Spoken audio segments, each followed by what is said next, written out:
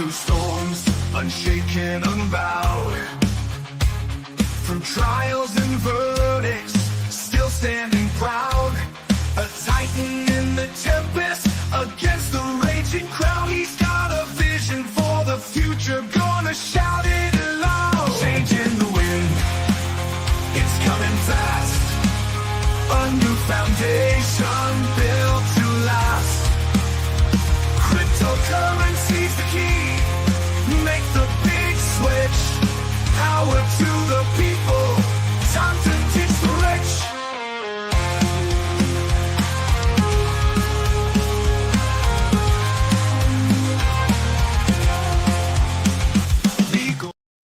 Good morning, everyone. Welcome to the Crazy Cryptonaut stream. I am Zester, and thank you guys so much for joining me this Monday morning. I suppose I should have said it's Zester and Tino, because Tino was he was there to start the show with me. But how is everyone doing? Happy Monday to you, Trish. I hope you had an awesome birthday weekend. Lots of relaxation, time in the gardens, whatever it is you wanted to do for your birthday weekend. I hope it was an awesome one, Trish. Good morning, Kukla. Happy Monday. And Kukla Ancestor, did you have a nice weekend with your mom and grandmother? Absolutely did. Thank you so much. Thank you so much, Kukla. It was a very, very good time. It's always amazing to get to see them. Oh, good morning, A Joyful Voice and Sun Honey Studios. Welcome, welcome. Gary7 coming in at number 6 on the like button this morning. Thank you so much for joining us, Gary. I am looking forward to some jokes. Looking forward. I hope everything has been going well for you, though, Gary. I hope so. Gary, sounds like it is. Garden is going well. 8 tomatoes and some herbs. Nice. Gary, actually, this is exactly what we're going to be talking about to start off the show. Gary7 says, Esther, how will Trump's missiles on Iran affect the crypto market, or will it? Well, Gary, we saw a crash below 100,000 actually over the weekend, and it is being entirely associated with the U.S. strikes on the Iranian nuclear facilities due to a potential escalation of the general conflict. Remember, cryptocurrency is a global market. We are not in any way inhibited by any territorial or border lines. And so that means that, a sneeze in Mozambique can potentially affect us in the United States. In this case, a further escalation of the conflict in the Middle East is viewed by many as, being uncertain. Do we really know what would occur to cryptocurrency prices in the event of it escalating and the U.S. becoming involved or other nations becoming involved? We really don't, because we don't actually have a serious precedent to put against it. When we saw Russia and Ukraine conflict start to initially kick off, we saw cryptocurrency prices, volatility increase massively, and we saw some major drops. What they were typically associated with was uncertainty. Investors don't like uncertainty. We like to feel as if we're making a sound and reasonable decision. And so I do believe that we are currently seeing effects from it. As a matter of fact, we saw prices drop on Bitcoin over the weekend to about $98,000, right under $99,000 at their low per Bitcoin. But the major thing was kind of the fact that the psychological break of dropping below 100,000 after having really maintained 100K now for, over a month and a half. We've been able to maintain over 100K, and we saw that drop over the potential escalation. In my opinion, Gary, in the long run, global conflict or regional conflict would not actually be a major negative for Bitcoin. It would be more of a negative for a lot of the other projects in terms of their ability to find customers. Bitcoin in and of itself would be viewed as a safe medium that's outside of the fiat system. It's outside of the conflicts. And so I'm actually very curious on this one, because it would seem as if the more conflict escalated, the more valuable Bitcoin would become. Whereas other projects would probably kind of take a back seat. Axie Infinity, an Ethereum-based crypto project that it's a video game. Well, video games and people spending money on things like that are probably going to go down in the event of a major conflict. Now, Bitcoin, though, would be very much like gold and silver. And what have we seen during previous conflicts? We see a lot of people fleeing towards precious metals or any type of foundational, fundamental value. And in that regard, in a future conflict, we could very likely see people treat Bitcoin in the same way that they treat gold and silver. And so it's an interesting one, Gary. Essentially, though, at the moment, our price decreases over the weekend, which were the most substantial in a couple of months, are directly correlated with the time of the announcement of the Iranian nuclear strikes by the United States. So, Gary, I would have to say that the proof's in the pudding in that one. It definitely did affect the crypto market. And we also saw the crypto market affected when Israel and Iran started to exchange blows. But we've never really seen what the long-term results are. We see short-term uncertainty, which is scary, but we haven't really figured out what happens long-term, except for, Russia, Ukraine, where first month we saw a lot of uncertainty. And then from that point onward, crypto markets didn't seem to be very affected by the conflict. So very interesting question there, Gary, because I think I think it's far more nuanced than what a lot of the talking heads are throwing out right now. Right now, it's further escalation. Crypto markets are going to crash. I think there's probably some other variables and factors in there. Good morning, Heidi Fisher. Good morning, good morning, good morning, Mary Pat. All right. Oh, LG lady, good morning. And yes, we did. We had Tino sitting here hanging out with us for the start. That was Tino, LG lady. And there's a weird one. Can you explain to me? Tino is the only one of the three cats that does not cause me to have allergies. Tino can rub all over my face. He can be all around me, and he does not ever cause an itchy nose or itchy eyes. And all three of them are rescues. All three of them are just outdoor kitty cats that just got the luck of the draw genetically. But for some reason, he doesn't. I don't know if somebody can explain that one to me. A bit of a distraction from the crypto talk there, but I'm curious. Good morning, Grandma Sally. Good morning, Bear. Welcome. Good morning, Nana Anna. What's up, proud Arab American? How are you doing, man? I'm doing well. I'm doing well this week, at least for Monday. Let's say so far. I would say I was not trying to get up this morning. I wish it was still Sunday. But hey, glad to have you, man. Good morning, Joe Miller. LG lady, Tino is such a daddy's buddy. He is. He's also very skittish. He's not quick to making friends. Kukla, though, thank you so much for posting this one. Probably already talked a little too much about the effects of the Iranian strikes. Before reading this one off, it's an important one. Please do remember that the content in this podcast is for educational and entertainment purposes and is not intended to provide financial advice. Please consult with a financial professional before making investment decisions. That is an important one. Gary 7 Zester, I'm considering a joke book about crypto. What are your thoughts? I think there would be a lot of funny ones there, Gary. And I think that amongst the crypto community, that would be something that they would all feel like they needed to own.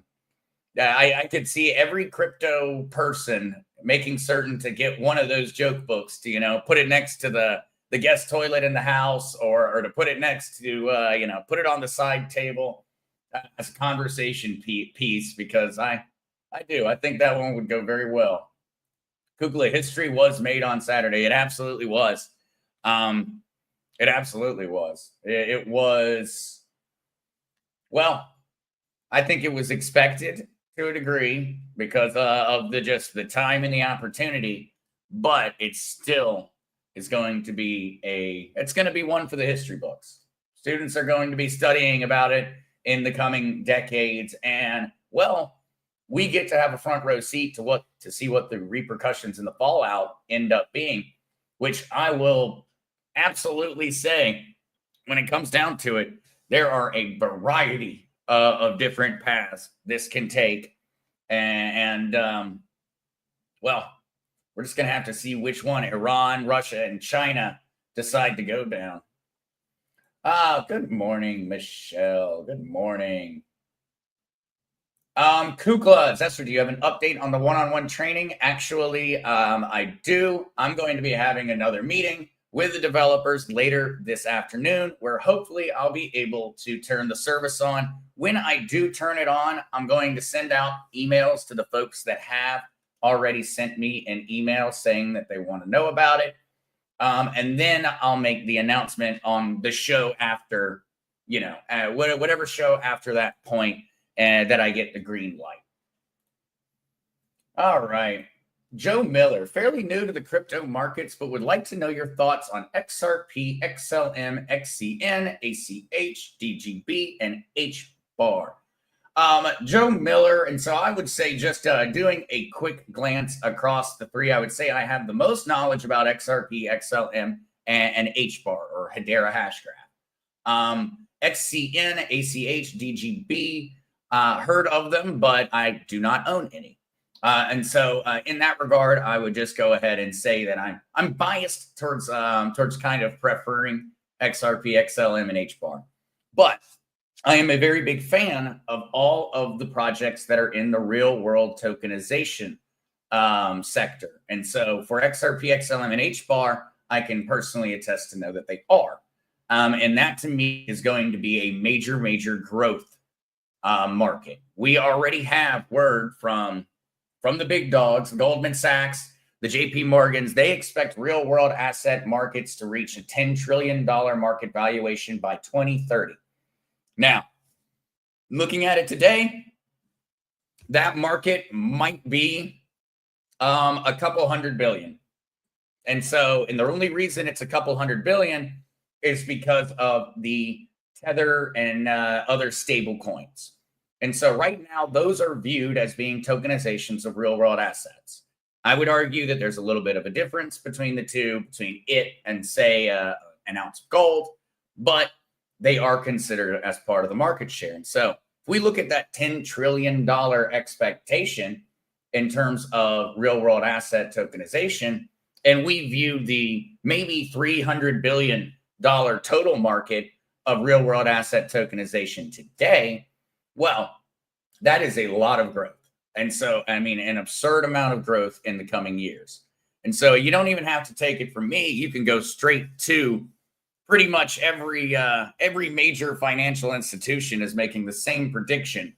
And every company, major corporation out there is currently investing massive amounts of money into this exact thing. And so I am very bullish, Joe, on XRP, XLM, and HBAR. Very, very bullish.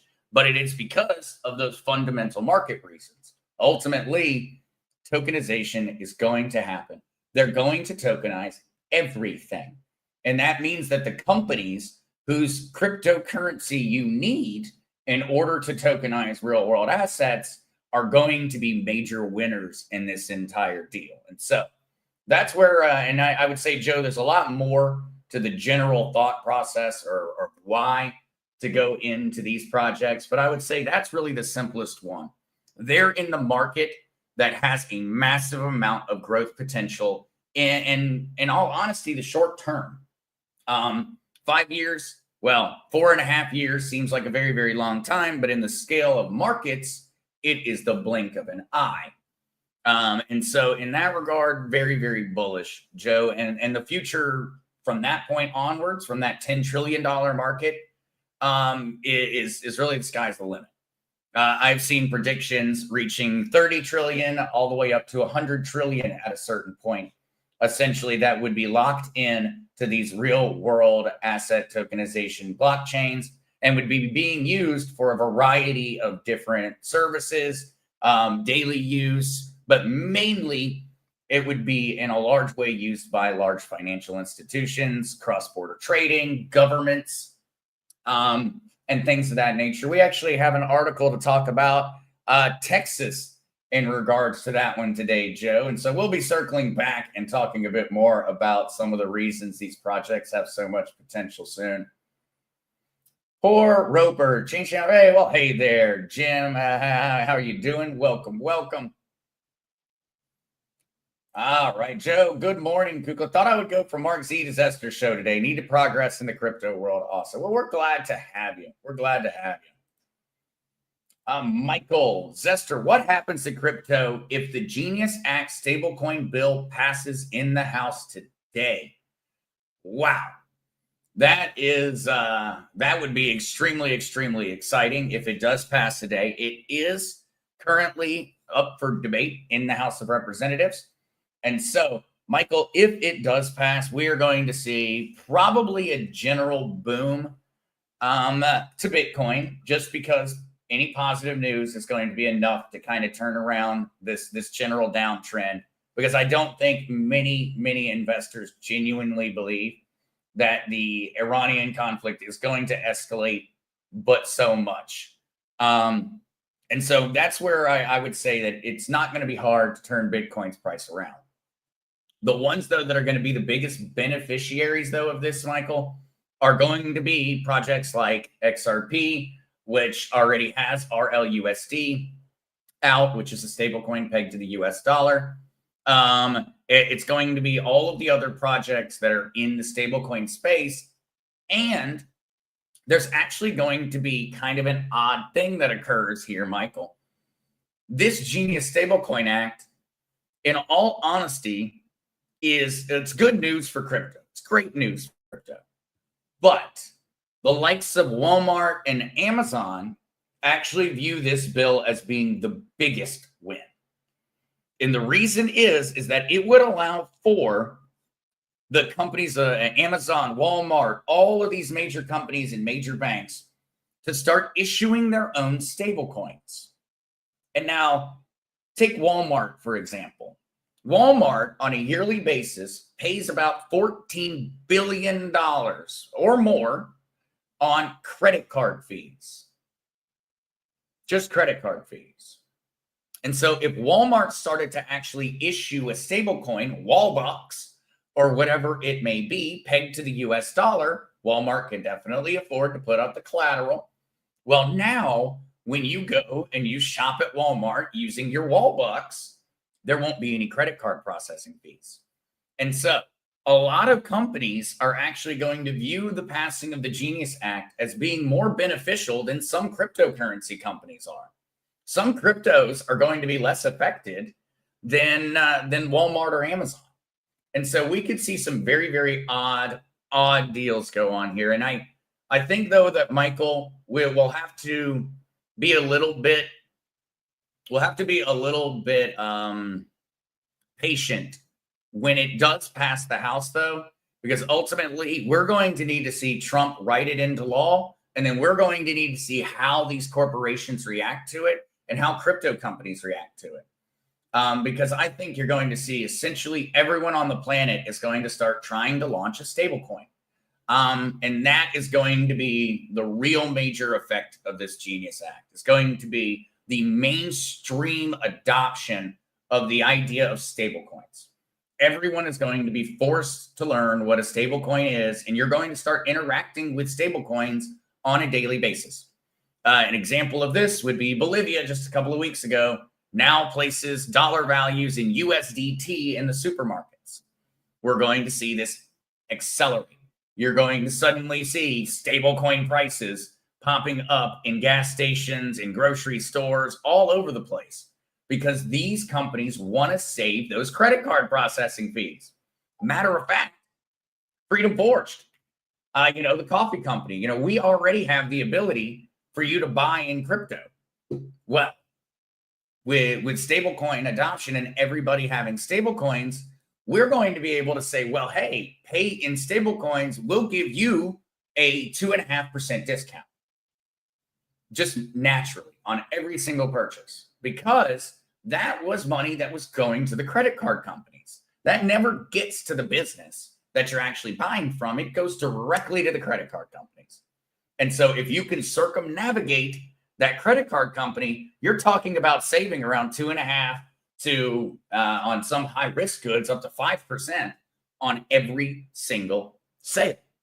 This should see a reduction in generalized prices over time, because we are cutting out an expense, and it's going to see a mass adoption of stable coins across a variety of different sectors. Pretty much anybody that has been affected by either credit card fees or by bank transfer timelines. And so think about ACH. You know, if you're making an ACH transaction, it could take from 1 to 3 days. Well, a stable coin transaction would take seconds. And so you really are going to see the mass adoption of stable coins, and how that affects the rest of the crypto market. I think we're going to see, but I think the major winners are going to be those that are issuing stable coins naturally. And then I think the kind of side factor, the unexpected one, is going to be that we see a lot of non-crypto companies suddenly become crypto companies. Michelle Nukes, that's out of the blue. That thought crossed my mind. Could it be that they are producing different hormones? Oh, about the kitty cats. I'm not certain, Michelle, but Tino has a different type of hair than Tommy and Tina. Tommy and Tina have more of a coarse hair. They shed a lot. Tino does not shed very much, and Tino's hair is very soft. And so I don't know. I'm kind of confused. Oh, poor Roper, add you to the list. Will do, man. Oh, Joe Miller, Crazy Kryptonautzester, thanks for the info. Very useful. Invested in silver and gold also, but diversifying. Absolutely, Joe, do it. Diversify. I always do. I tell people think that I only own crypto. I don't. I own gold. I own silver. I own crypto. I'm always looking to get into real estate, into land. It comes down to, I want to be in things that they can't just go making more of. Scarcity, true fundamental values. And so, Joe, absolutely. I think the biggest thing is to be very, very, very knowledgeable about crypto, because very soon those other things that I invest in, that real estate, the gold and silver, they're all going to be tokenized. And so crypto is kind of this overarching framework that's going to end up enveloping just about everything that I strongly believe to have fundamental value. And that's where it becomes so important for folks that maybe aren't buying crypto. You know, maybe you don't own any crypto. Maybe all you own is gold and silver. Well, gold and silver markets are going to be affected by blockchain technology very, very soon. And that means even if you don't own crypto, you kind of need to know about crypto. And so, no, I think that's a great idea, Joe, and we're super happy to have you here. LG Lady, a few years ago, I heard of crypto through darts and dabbled, got very lucky in the few I bought are very good ones. LOL. Who'd have thunk it? LG Lady, I do sometimes wonder whether putting a blindfold on at the beginning is not safer. When you're new to crypto, it's almost like it might be safer to just put a blindfold on and start throwing darts. Joe Miller, will XRP/XLM benefit from, say, Walmart issuing their own stablecoin? Joe, this is actually very interesting, because these companies may choose to partner with current stablecoin providers in order to do that, because it's a matter of general liability. It's a matter of it not being their specialty. Some of these companies are very, very tech savvy, and they're very, very tech ready. I think those companies are going to actually try to make their own, but they're still going to partner with an XRP, a Ripple Labs, I should say, the actual company, or they're going to partner with Circle, or they're going to partner with Tether in order to create their own stablecoin. Some smaller companies are not going to create their own stablecoin. They're going to start just only accepting the major stablecoins. Think of it like a cash discount. You ever go to those places, especially out in rural areas? I know in North Carolina, there were tons of them where you'd see on the cash register, 5% discount for paying in cash, or 3% discount for paying in cash. I think that in smaller companies, you're going to start seeing that, where essentially they're going to say, hey, we accept RLUSD, which benefits us as XRP holders because you need XRP to send RLUSD. You're going to see them accepting those, and that's going to benefit us. And you're going to see major corporations partnering with these companies in order to create their own stable coins or to use their stable coins. And that's going to benefit us. And so XRP, I would say, is going to have far more of a benefit than XLM right now because XLM is not as far along as XRP is. And so in that regard, XRP should see benefits from all of these stable coins being released, kind of in more, not the stable coins being released, I should say, from the Genius Act itself. All right. LG Lady, but does that mean we'll have to have stable coins for everywhere we shop or a generic stable coin? LG Lady, what they're going to essentially do is they're probably going to make this easy. And so Walmart is going to actually want you to essentially lock your money into Walmart. They're going to want you to, and they're going to give major discounts. They're going to say, hey, put your money in Walmart, put it in Wallbucks, and we'll give you free stuff. We'll give you free discounts. We'll give you, maybe we'll give you $5 extra spending money every once in a while. And the best way or the best example is Starbucks. Starbucks, for years now, has had the Starbucks app where you actually deposit money into the Starbucks app and you get free stuff and you get discounts. Well, why does Starbucks do that? Starbucks is giving you free things and you're only spending the same amount of money at Starbucks that you were going to before. Well, the difference is those transactions and those purchases at Starbucks, one, do not have a credit card transaction fee on them because you're already inside of Starbucks. It's already there. The money's not actually moving. It's in their bank account already. Starbucks already has your money. So when you go to make purchases, they're getting to pocket some extra cash, and Starbucks is collecting interest off of all of your locked money. You put all of this money into Starbucks, into that app. Starbucks is collecting an interest off of it. And so that's why Starbucks is actually a bank of sorts, because Starbucks actually makes a killing off of just holding their customers' money. And I think that's kind of a great example of what we could see happen, where we could see these major stores say, hey, you're going to download the Walmart app. And with the Walmart app on your phone, you're going to have the Walmart wallet. And on your Walmart wallet, all you're going to be able to store are Wallbucks. And you'll go into your Walmart app and you'll be able to spend your Wallbucks at a local Walmart or at Walmart.com. I'm imagining it in that way. And now please keep in mind, this is kind of, I am being a bit of a futurist in that regard. We don't know exactly what they'll do. But if I were a gambling man, I would say that systems like that are going to come into effect. We'll probably see different strategies. Some companies are just going to start accepting stablecoins. They're just going to be like, pay us in stablecoins. We'll give you a little bit of a discount maybe, or we'll give you some little added benefit for doing so. Some companies are going to take it to a further step.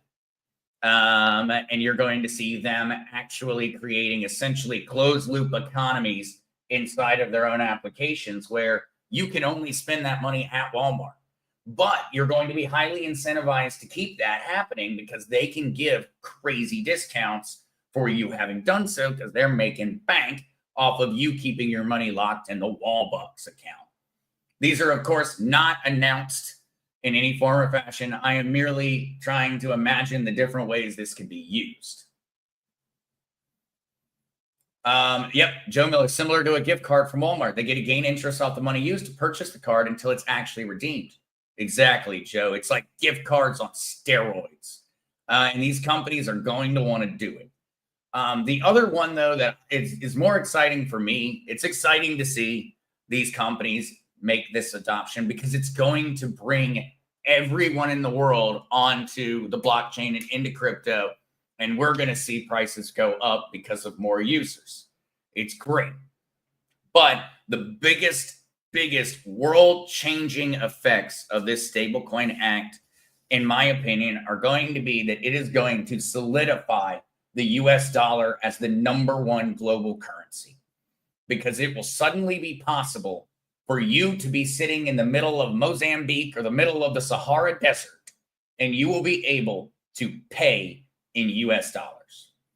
Not any type of question or anything. Anywhere on the planet that you can get an internet signal at or a wireless signal at, you are going to be able to transact in US dollars. That is going to be the most world-altering, world-changing part of this bill. It's going to be, we are going to see, really, we're going to move from the, and for history lesson or poli-sci style lesson, the US dollar has long been said and long hypothesized as the petrodollar ever since we left the gold standard.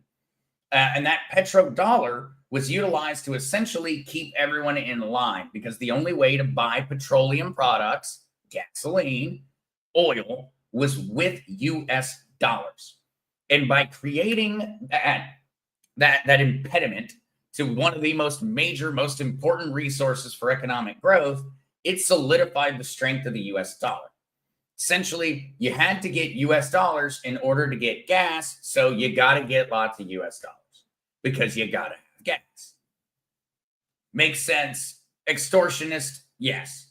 But what we're going to see moving forward is actually kind of a different version of that.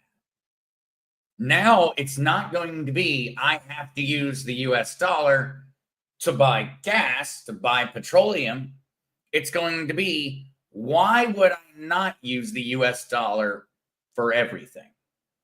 Because it's going to be more stable than a lot of small countries, internal currencies. It's going to be a lot cheaper because the governments won't have to actually operate and run their entire financial system. So there's a lot of monetary savings here. And it'll be their citizens that will make the decision for them. Because at any point in time now, any country's citizens will be able to automatically swap to the US dollar. They'll be like, hey, I don't trust my currency. I'm going US dollar. I'm going right now. I'm going to buy USDC. I'm going to buy RLUSD. I'm going to buy USDT. I'm going to buy Wall Bucks, Amazon Bucks, whatever it ends up being called. And I'm going to get out. I do not want to own the currency here anymore, but I also don't really want to experience the volatility of, say, Bitcoin. It's going to create that alternate option. Right now, most of the time, if your government's screwing up and you're in Nigeria and you want to get out, well, you're probably going to go for Bitcoin over the USDT, just because you have easier access to it. Especially because they shut down many of the sites. Whenever governments or countries start to have economic problems, they shut down access to cryptocurrency because they know that's where we're going to run to. We're not going to run to gold and silver in the moment of crisis. We're going to run to crypto because we need out of a falling currency now. We want out. And that, I think, is going to be another major effect, is that we're going to see the US dollar strength globally drastically increase. And I think this is a really big part of moving towards a completely gold, silver-backed, globally backed currency to a degree, where we will have kind of an overarching currency that will be good for use everywhere. I will be able to use my stable coins everywhere. And it will be incentivized to do so. But all right, that one, Joe, I definitely got way off on that one. That one goes all over the place. But Gary Seven says small companies that don't like bank fees will love stablecoin. Absolutely. Absolutely. Suddenly, you are making a lot more money. You can lower prices. You can increase wages. And when you consider this effect down chain, remember when you get your product, you paid a credit card processing fee or a bank fee. You paid it. Well, when Walmart bought the product, they paid it. When the company that bought it or made it, they bought all of their products and materials, they paid it. That payment, those bank fees are compounding across the entire supply chain. It's not just the 3% or 2% that you personally contributed when you actually made that final end user purchase. It's the entire supply chain. And so we're talking about a massive, massive, massive monetary savings across it. And we're also talking about a lot of companies, credit card companies and credit card processors in particular. Those companies may be in for a hard time very, very soon. If I were a stockholder of companies specialized in that, I would be looking at it and saying, okay, are we going to be accepting stablecoins? Are we going to be providing that service? Because if we're not, it's starting to sound like a very, very scary investment to stay in, considering where the world is going. I could see there being a massive crash in the stock values of credit card processing companies on the day that this is written into law. That would be another little, I suppose, prediction I could throw out there would be you will probably see those companies have a massive, massive hit on the day that Trump signs this into law, assuming he does. By the way, it can be revolutionary for the home-based and small businesses. Absolutely. Another major thing here, guys, is, well, let's use another example that I can tell you from direct effect. Biozox. Well, when it comes down to the I and the fin words, well, credit card companies don't like it. And you know what? Just operating and running the tech on Biozox, we have to go through and we have to talk with these processing companies nonstop. It takes us forever. We have business interruptions. We have all kinds of issues, not because we did anything wrong, but because these credit card processing companies choose to get political. And so, what could we have done in a world where everyone had stablecoins? We would have just started offering our product. It would have been immediate. There wouldn't have been a delay. I would have made a wallet to accept the crypto. I would have put it up there and bam, we start shipping products.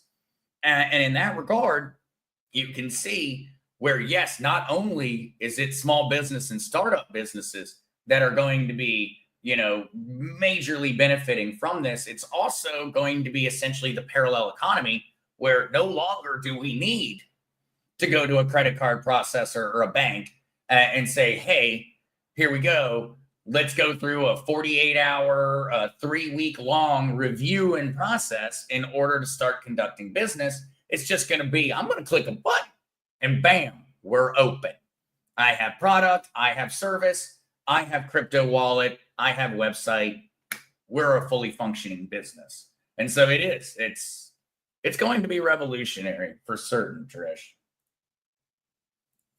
LG Lay, I don't think I like having to prepay. I'm more of a buy on credit and use bank money and paying off at month's end. Well, LG Lady, that's kind of going to be where they're going to catch you. They're going to say, hey, well, don't you want a bunch of free stuff? And it's not going to really be prepaying. They're just going to want you to pay using it. And so what they're going to do is they're going to set it up essentially where you will be able to go through and pay in their stablecoin cheaper than you can with anything else. And so they're going to incentivize you to participate because they want to benefit from it. And that'll be where each company will have their own incentives packages. And yes, some of them will, like Trish says here, some of them are just going to say, hey, their first step will probably be, hey, we accept USDT, we accept RLUSD, we accept USDC. And that'll probably be the first step. I have staked in them. Yeah. Trish, that is a great way of looking at it. LTLA, not all will be prepaid. Think about the ones that just say use stablecoins. Something I have staked and I am making money on already. Absolutely, Trish. And so the great example would be right now on Coinbase, you get 5% yearly, 5.1% yearly for holding USDC on Coinbase. Now, you can also get a Coinbase credit card, a Coinbase debit card that allows you to spend your cryptocurrency. Well, at a certain point, what you'll be doing is you'll be taking that, hey, I'm earning 5% on my USDC. It's sitting inside of my bank account. And now I'm going to Walmart and I'm going to make a purchase. Well, not only have I been earning 5% for holding my USDC, and I earn that every day that it stays inside of Coinbase. Well, now I'm also going to get to use those stable coins that are in Coinbase that are earning me a return. I'm going to get to use them to make purchases on a daily basis where I will save more money by having used the stable coin. It's going to get, and every company is going to have a different little way of doing this. We really are right now. We are predicting the future and we're looking at some of the different ways that this could be done.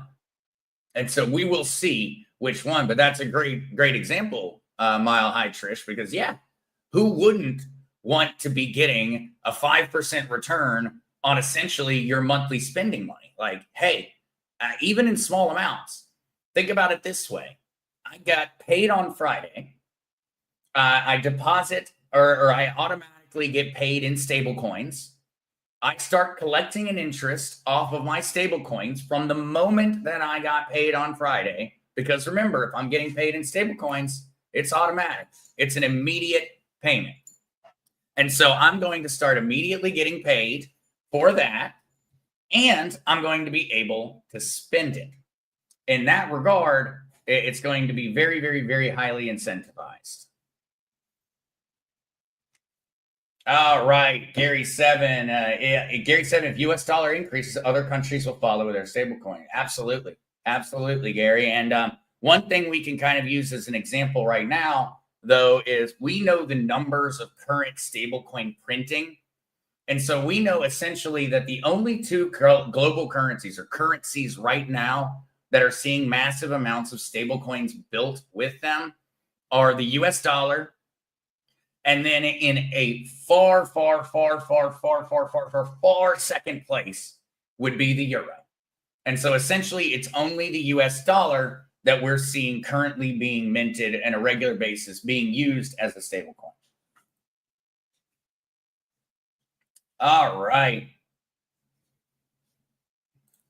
All right, Joe Miller, with all your money in a quantum account, would it be possible to have your hard wallet capable of making these transactions without having to pre-purchase that particular coin if the money is already there?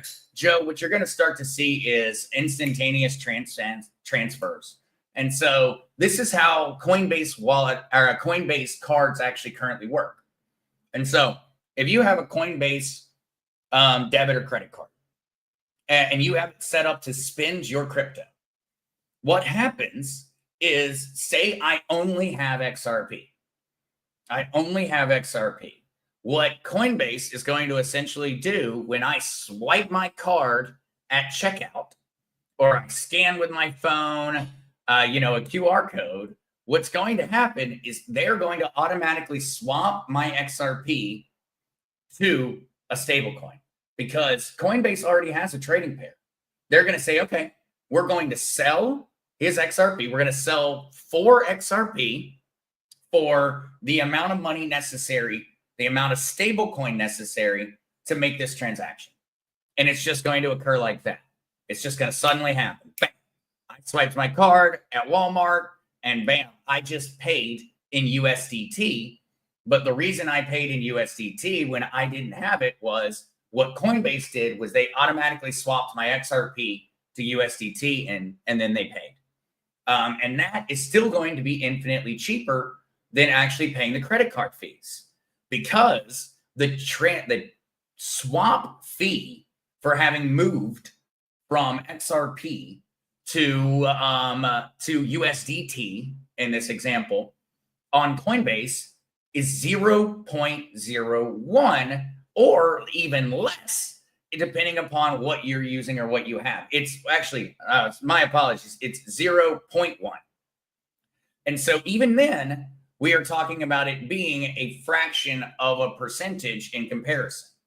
It's not going to be close to the same cost. And so even then, Joe, you're going to see the ability to spend your current crypto essentially in the store, but it'll be sent, or it'll actually be transferred in the form of a stablecoin. All right. Gary said, Zester, if Egypt goes to their own stablecoin, can we call it a pyramid scheme? Hey, that's a good one, Gary. And I see you're headed off for the day. You have a great one. You have a great one there, Gary. All right, we got a little distracted there on question answering. I was having far too much fun. And well, we have not jumped to some of our news articles today. So I'm going to hit those real quick, guys. All right. As we were talking about the general price decrease in cryptocurrency, yes, well, it's because of the economic instability in terms of the conflict with Iran. 20% of the world's oil travels through the Strait of Hormuz. If Iran decided to shut that down, it would be devastating to the Iranian economy, but it would also be devastating to the global economy. And so in that regard, cryptocurrency would be affected. Think about Bitcoin. There's still plenty of Bitcoin that's being mined off of fossil fuel powered power plants. It requires a lot of electricity. And also general market growth and general everything would be drastically stunted by any issues in terms of the Strait of Hormuz. It would be a bad sign for just about everybody. And so in that regard, well, that is where a lot of the blame is being pointed at in terms of the general price decrease. It is over the strikes by the United States military on the 3 Iranian nuclear sites. And, well, what were the repercussions? During this price drop over the weekend, over $1.79 billion was liquidated from crypto markets as Bitcoin dipped below 100K after U.S. bombed Iran. $1.79 billion disappeared from it disappeared from one crypto holder and it reappeared in some centralized exchange bank accounts. And so the sudden escalation in Middle East tensions over the weekend triggered sharp moves across global markets. Bitcoin plunged below 100K mark for the first time since May. This drop followed the surprise U.S. strike, yada, yada, yada. According to CoinGlass data, more than 1.79 billion in crypto positions were liquidated since Friday, with nearly 70% of those being on the long side. And so we have talked about this one before, but it's been a long time. And it's actually a pet peeve of mine in the crypto industry and in the crypto space. These are leveraged positions. And so when it says 1.79 billion in crypto positions were liquidated since Friday, this means this were people who were, they were utilizing leverage. And so what they had done is they had gone in and they had said, hey, I've got, I've got $1,000, but I would like to trade with $10,000 or $100,000, but I only have $1,000. And so they actually took a long position on Bitcoin, saying, I think the price of Bitcoin is going to keep going up. I'm going to pay fees to the centralized exchange in order to take advantage of this leverage trading position. And so if that price drops, and that price drops from where they essentially made their gamble, their leverage position, their long position, a long position is typically one looking towards the price increasing. A short position is typically looking towards the price decreasing. And so in this case, 70% were planning on the price of Bitcoin continuing to rise. Well, when the price of Bitcoin dropped, they started getting liquidity calls. They started getting problems. The centralized exchange said, hey, if the price of Bitcoin continues to drop, we're going to liquidate your $1,000.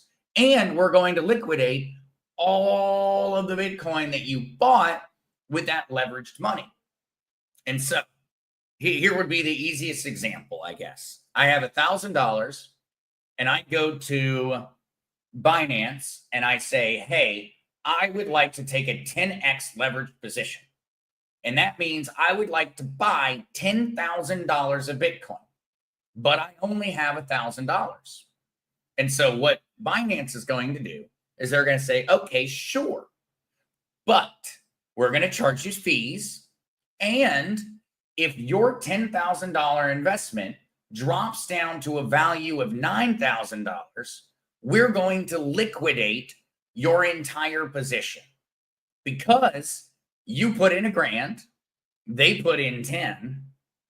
Now there's $11,000 essentially, but there's only $10,000 invested. When your investment position starts to near 9,000, well, they're going to liquidate because they're going to take your $1,000 and they're going to take the rest of that money they had given you.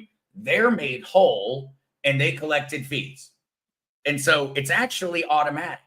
Essentially, if you don't keep pushing more money in, you're going to get liquidated. And that means you're going to lose it all. And it creates a disproportionate effect on the market because I only actually invested $1,000. That other 10 is not really real.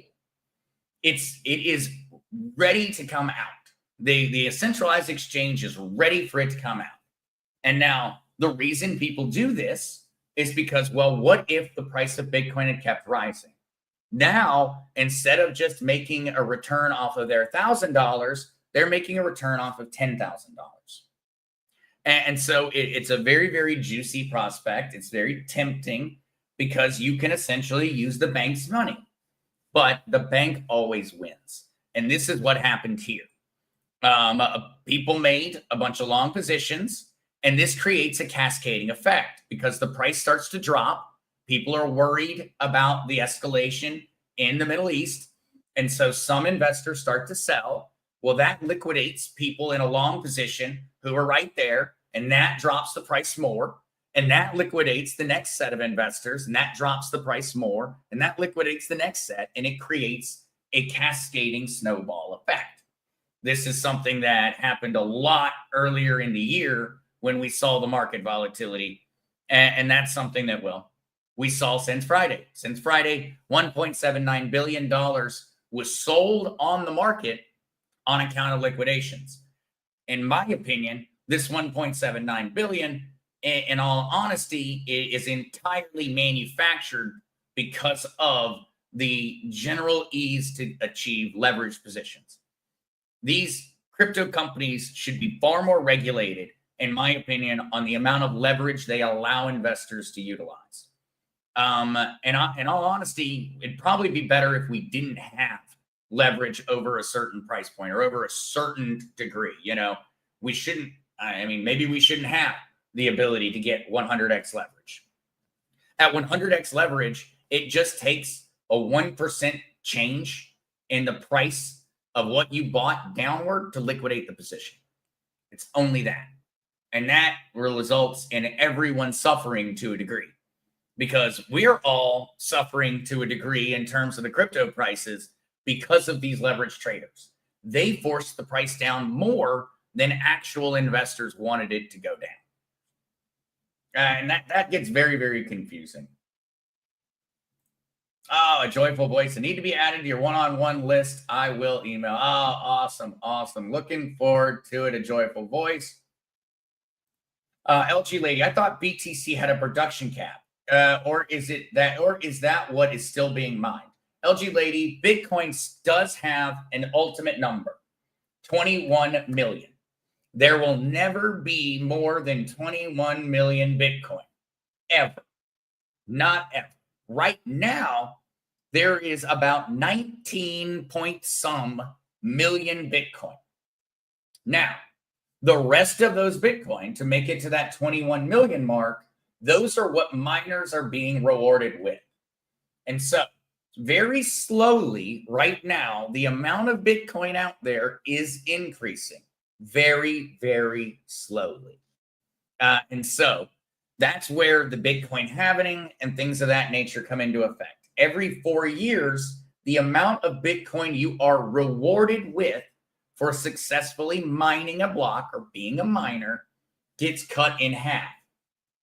And so this has already occurred now, what, 4 times, 5 times? It's been cut in half. And so that means we're starting to get down to a very small percentage that's being rewarded. Ultimately, LG Lady, the final Bitcoin will not be mined until somewhere in the 2100s, somewhere around the middle of the 2100s. So we got about 120 some years before we even have to worry about there no longer being mined Bitcoin or new Bitcoin. But that one does. I think, LG Lady, that the way that works can be a little bit confusing at first, but the best way to kind of look at it, in my opinion, is actually right here. And maybe this will make it easiest. And so right now, there are 19,882,603 Bitcoin in circulating supply. And so each day, there are a little bit more mined until we achieve the number of 21 million. And so there's not really much room left. I mean, essentially what? It's 1.118. Yeah. Essentially, million left. So like 1,180,000, something like that, essentially, that are actually left to be mined. And so in that regard, Bitcoin is slowly at this point actually increasing in circulating supply.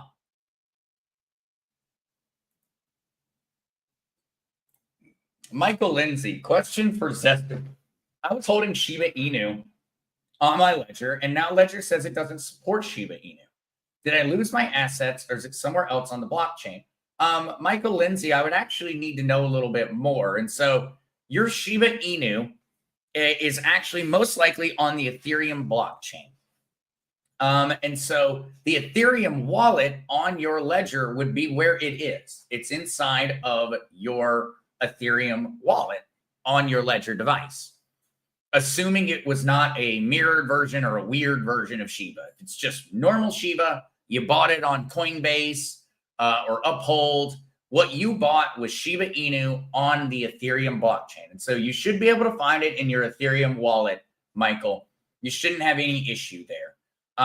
What I'm guessing is that maybe Ledger is just not supporting transfers of Shiba, swaps of Shiba.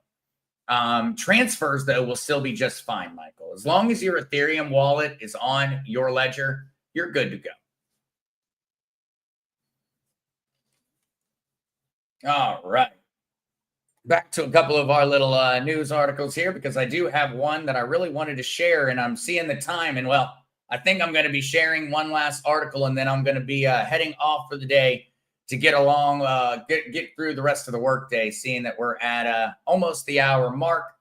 But let's get this one up, because this is a very, very important thing for everyone. CoinMarketCap and Cointelegraph were compromised to serve pop-ups to drain crypto wallets. Here, this is a security-related, safety-related PSA that I probably should have had at the very beginning of the show. But so for those that have departed throughout because they had things to do, please do make certain to share some of this information and let people know. CoinMarketCap, Cointelegraph were compromised to serve pop-ups to drain crypto wallets. Now, how did this work? What happened was you came to, well, here's Cointelegraph. And so Cointelegraph was apparently compromised. What happened was the hackers actually sent essentially a fake request, a fake pop-up to people that were on the Cointelegraph website. And what it said was, please connect your wallet to Cointelegraph. Now, you're not supposed to do that. Cointelegraph doesn't have wallet connection. It's not even an option. They just served a fake pop-up, and some people clicked on it. And when they clicked on it, it drained their software wallet. Now, remember, this is a difference. This is a hardware wallet. A software wallet, to give you, the immediate example, would be like MetaMask here. And so MetaMask is a software wallet. And so you see, I come to my MetaMask and I log in. And so I'm logging in, and you can see this is a software wallet, a hot wallet. And so what they did was they drained people's hot wallets that connected to this false pop-up. So this is why you always have to be very, very, very safe and secure whenever you're doing things online with software wallets. There's a big difference in the security. Nobody with one of these got robbed during this data compromise. Nobody. The only people that got robbed were people who were using software wallets and who decided to click and connect. Do not ever click and connect to any service that you do not know is legitimate. And also keep in mind, here's that distinction. Here's one of those situations where having your money on a crypto and a hardware wallet would have negated even the possible risk of anything occurring. And so just a PSA, it has been fixed. And so there is no longer a danger to Cointelegraph or to CoinMarketCap. Both of these websites are actually going to pay the full amount that was lost. And so CoinMarketCap, I think about $21,000 was actually lost to this scam. They plan on recouping those dollars to every single person. I believe Cointelegraph plans on doing the same. It wasn't a very successful scam, but that's because these two websites are typically visited by crypto savvy people. They know. They're like, I get a pop-up to click on connecting a crypto wallet. I'm not going to do it. And so, yes, that's where we've got like this general distinction between the two. And it's an important one to be aware of. I did link that article for those out there. If anyone was affected by it, please contact Cointelegraph or CoinMarketCap. They are saying that they will give you your money back. I highly doubt that it's anyone in the community because it was a very small amount of people from around the world, but there's always the possibility. All right, Michael Lindsay, though, I will, and so I'm going to have to run off, but Michael, Ledger shows the transaction from Coinbase with to and from address, but when I last checked, the balance was 0 Shiba Inu with no transfer message logged in there. I tried to email, but the email didn't go through. Michael Lindsay, I believe that email should be up and just fine. Let me make certain, though, that you've got it and send one along. Please do. Please do. All right, though. Where is that one? All right. You will actually have on here, and so I'm going to post this in, Michael Lindsay. There would be the direct access to be able to contact and email me. I think, Michael Lindsay, though, that the answer is going to be not too bad. I think what you need to do is you need to go to your Ledger Live, and you need to actually add tracking for Shiba Inu to your Ethereum wallet. And by doing so, I think you'll be good to go. And you'll be able to see it. But I may need to look at it a bit more, so please do send along an email in order to make that easier so that I can find out all the information. And please do include some of that information along the way. But Michael, I don't know. Please do make certain to go through that email. That may have been where the issue was, Michael, because Trina has other email addresses, and maybe I didn't see it, or maybe it didn't go through. Because it wasn't the crazycryptonautzester@gmail.com. I'm not positive, though, Michael. I'm not positive. I will definitely look at that one, though. And I'll also try to figure out, I'll go through my Ledger Live and see what may have happened, because I have some Shiba Inu somewhere. And so, Michael, I'll actually go through and check on that one. And I will, if you can't get the email to come through, I will give an update on that one, Michael, on Wednesday morning during the stream. That way I have some time to go through and research my own Shiba, because to my knowledge, my Shiba is perfectly safe and where it's supposed to be. But I'll go through and see if anything changed on that side, Michael. I'd be happy to do it. Happy to do it because, yeah, I got some as well that's stored on a ledger. So I'll find out for both of us, Michael, and report back on Wednesday if you can't get an email through. All right, though, guys. All right. Uphold is a pretty safe service, Joe. I have no problems with Uphold. I have serious problems with Lobster. I do not recommend Lobster. I do not recommend it at all. I think that Lobster is a scam. And I think that we all got tricked, or many people got tricked in terms of using Lobster. Lobster in and of itself is not a scam. I use that word a little bit too willy-nilly. What Lobster is Lobster is a scammer's best tool. They use Lobster to scam people. Lobster itself is not the scam. It's what people use it for. And they scam people by getting them to buy BS assets on Lobster. They say, hey, buy tokenized diamonds. It's going to $1 billion. And then guess what? Tokenized diamonds is not even a real company. It doesn't even exist. You got scammed because you bought it on a legitimate service, but the asset you bought wasn't legitimate. And that's where Lobster gets you. And so I know I rail against Lobster too often. I am a huge Lobster hater. But Uphold seems to be a pretty good service. I would still recommend Coinbase. I would still recommend Coinbase over Uphold. But I would say I use Uphold. I have not heard of issues with Uphold users. I have not heard of issues with Kraken, Gemini, Coinbase, or Uphold. I have heard of massive issues with MEX, Lobster, BitGo, all the ones with Bit in the name, essentially. I've heard of massive issues. And so in my personal and biased opinion, Joe, I would say Uphold is pretty good. I wouldn't be too worried about it, but I would say you need to get that hardware wallet at some point. If you have an amount of crypto that it's at that point where making a $60 purchase of a hardware wallet to keep it safe is a no-brainer. If you only have $50 in crypto, I wouldn't worry about buying a hardware wallet. If you've got thousands of dollars and you're planning on this as a long-term investment, get a hardware wallet for sure. In my opinion, that one is a for certain one, but it comes down to the situation you're in. And also remember that Coinbase and Kraken and Gemini are getting safer and safer and safer and safer every day. And I have held money in Coinbase, a couple $100 for years and years and years and years. And I've never had a single cent be lost. And so you can always just hold on some of these strong centralized exchanges, but your best case, true sovereignty and true ownership over your financial future is you being the only owner of your crypto. Then you truly own what is on it. It is yours.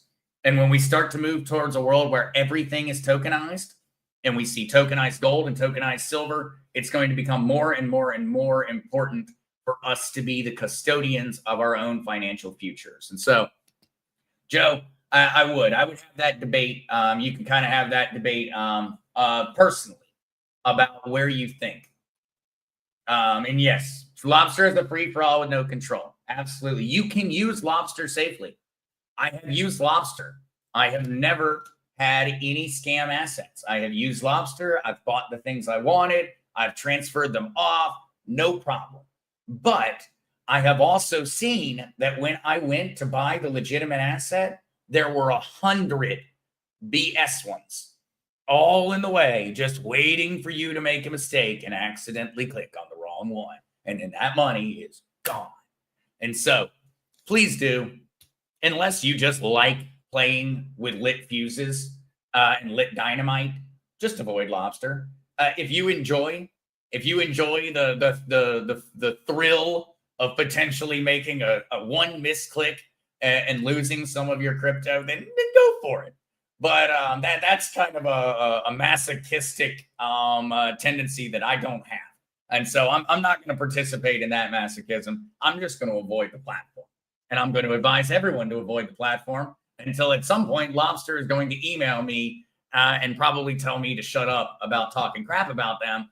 But until they do, and even when they do, I won't stop. Until they fix the issue, I'm not stopping.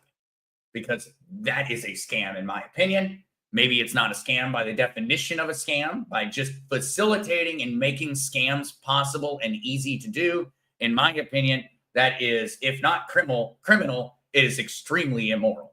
And so I'll get off my salt podium, my sodium podium, as someone made a sign for Pops at some point, saying, I'll get off my sodium podium and let everyone get on with their days.